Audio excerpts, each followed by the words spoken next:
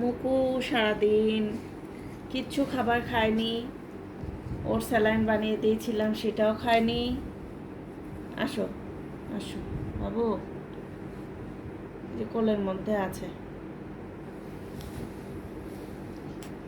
আমার কোলে এসে আছে, আমার কোলে শুয়ে আছে, কোথাও যায় না। বেডে কোলের মধ্যে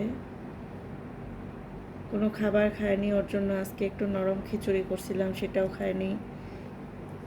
খাওয়াই দিচ্ছি, সেটাও খায় না। স্যালাইন বানায় দিলাম, স্যালাইন খায়নি। আমি ওকে নিয়ে খুবই দুশ্চিন্তায় আছি। জ্বালায়ও না তো, থাক, জ্বালায়ও না। বেবিটা সুস্থ হয়ে যাক, সন্ধ্যাবেলা ওকে নিয়ে একটু হাঁটবো, তাহলে ভালো লাগবে।